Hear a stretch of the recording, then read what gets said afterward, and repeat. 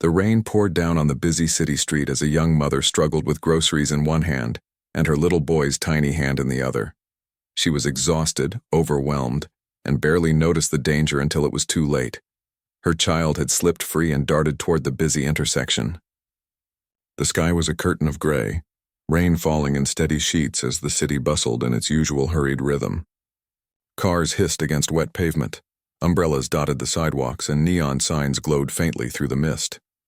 Among the crowd was Emily, a young mother, her arms full with grocery bags while she struggled to keep hold of her little boy's small hand. Her son, Noah, was only 5, full of restless energy, and today the rain had made him giddy. He splashed in every puddle they passed, giggling as his sneakers sent water flying. Emily tried to smile, but behind her tired eyes lived the weight of long hours at work, bills that never seemed to shrink, and the constant balancing act of raising a child alone. "Stay close, sweetheart," she urged, her voice almost drowned by the noise of traffic. She tightened her grip, but in the shuffle of adjusting the bags on her arm, his tiny fingers slipped free. It happened in an instant. One moment Noah was beside her. The next he was bounding toward the curb, laughing, chasing after the glow of a bouncing red ball that had rolled from another child's hand. Emily's breath caught in her throat as she saw him step off the sidewalk, his small figure dwarfed by the headlights bearing down the street. Her scream tore through the rain. "Noah!" The world slowed, every second stretching unbearably long. Tires screeched, horns blared, and people gasped as they turned toward the danger. Emily's feet felt rooted to the ground, her groceries tumbling to the wet concrete. Her entire body frozen in terror as her son stumbled forward, directly into the path of an oncoming car. And then, like lightning cutting through the storm, someone moved. From the crowd, a man in a worn brown jacket sprinted forward with startling speed. His boots splashed through puddles, his arms pumping as he dove toward the child. In one swift motion he scooped Noah into his arms, rolling onto the slick pavement just as the car swerved and roared past, missing them by mere inches. Gasps and shouts erupted from onlookers. Emily's knees buckled, tears blurring her vision as she rushed forward, her heart pounding so loudly she could hardly hear the world around her. There, in the middle of the street, a stranger knelt in the rain, holding her son safely against his chest. Emily's breath came in ragged gasps as she rushed across the wet pavement, her shoes slipping on the slick street. She dropped to her knees beside the man, her arms instantly wrapping around Noah. The boy clung to her, trembling, his cheeks wet not only from the rain, but from frightened tears. She pressed her face into his hair, whispering, "You're safe, you're safe," over and over as if the words alone could protect him forever. Only then did she look at the stranger who had risked everything. He was young, but not much older than 30, rain plastering his dark hair to his forehead. His jacket was scuffed, one sleeve torn, and his hands were scraped raw from skidding against the asphalt. Blood mixed with the rain, dripping down his knuckles, but his expression held no sign of complaint.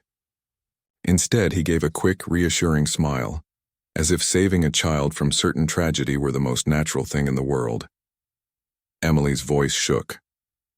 You could have been killed." The man shrugged, his shoulders rising and falling as though her words weighed nothing. "So could he said simply, nodding at Noah, who was still hiding in his mother's arms. That's all that mattered. It stunned her, the ease, the complete absence of hesitation in his tone.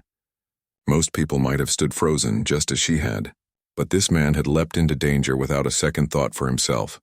People on the sidewalk began to gather, murmuring in awe, a few offering to call an ambulance. The man waved them off. "I'm fine, really."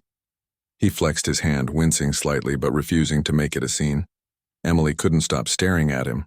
Her heart was still racing, her hands shaking. But behind the whirlwind of fear came a powerful flood of gratitude. He had risked his life for her son, for a child he didn't even know. "You saved him," she whispered, her throat tightening as tears slid down her cheeks. The man gave another quiet smile, this one softer, almost shy. "I just did what anyone should do," but Emily knew better. Not everyone would have. Not everyone could. And in that rain-soaked moment, looking at the selfless stranger who had placed her child's life above his own, she realized her world had just changed. The rain showed no mercy, soaking through Emily's clothes as she stood trembling on the sidewalk. her arms still wrapped protectively around Noah. The man who had saved him shifted awkwardly, his torn jacket hanging heavy with water. Blood still trickled down his scraped knuckles, and Emily's eyes locked on the injury with fresh concern.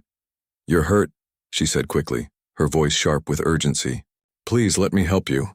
He shook his head, brushing it off as if it were nothing. "It's just a scratch." But Emily wouldn't let it go. She had seen enough kindness in the last 5 minutes to know she couldn't simply let him walk away into the rain, injured and alone. She gestured toward a cafe across the street, its warm light spilling through fogged windows. "At least come inside. Let me clean that up." For a moment he hesitated, then gave a small nod. Inside, the cafe was a different world.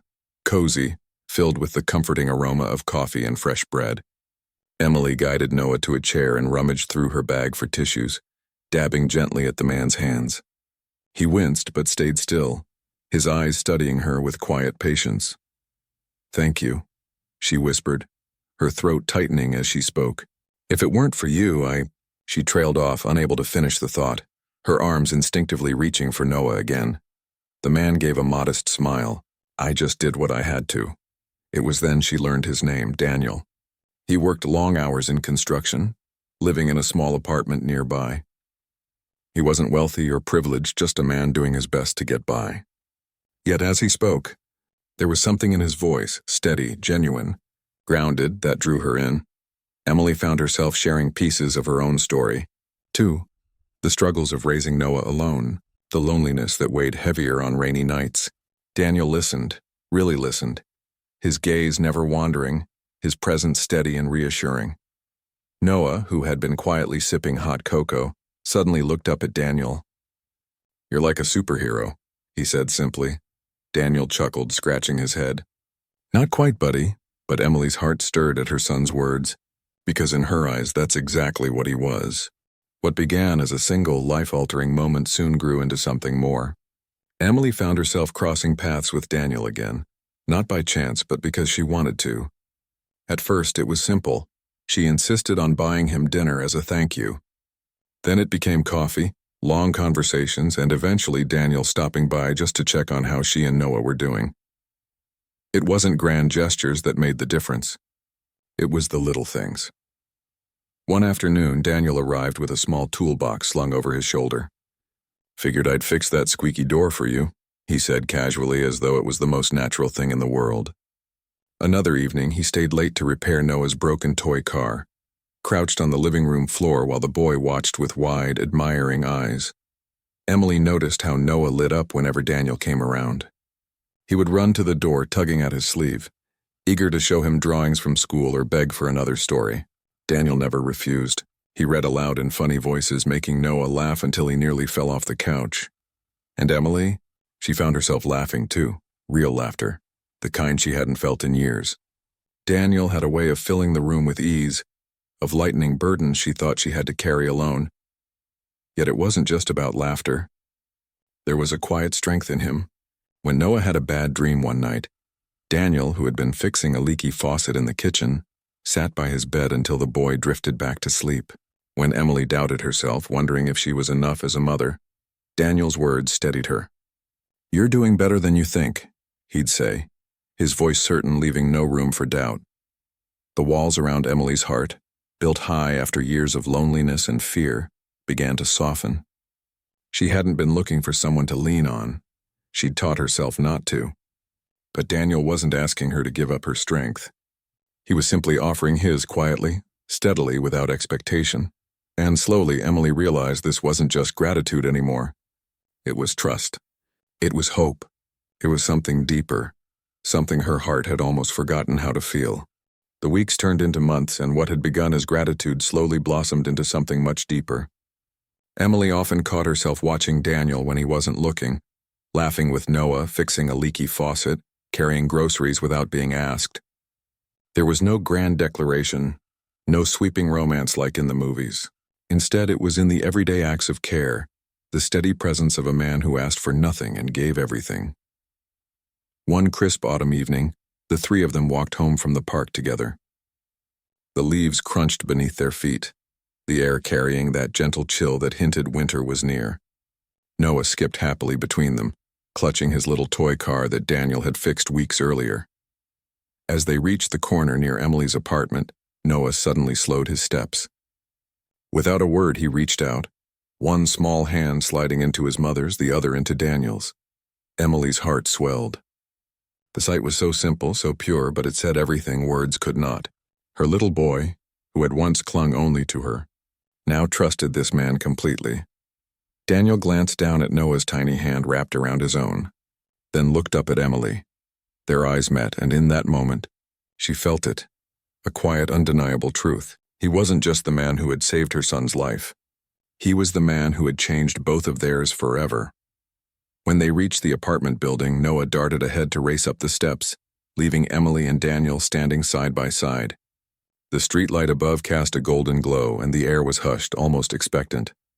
Emily turned to him, her voice soft but sure. "You've given us more than I could ever thank you for. You didn't just protect my son that day. You've been protecting both of us ever since." Daniel hesitated, his expression humble, almost uncertain. "I just care about you. About him. That's all I know how to do." Tears stung her eyes, but they were not from fear or exhaustion this time. They were from joy. The kind that sneaks up quietly, filling every corner of your heart. She reached for his hand, holding it tightly. "Then don't stop," she whispered.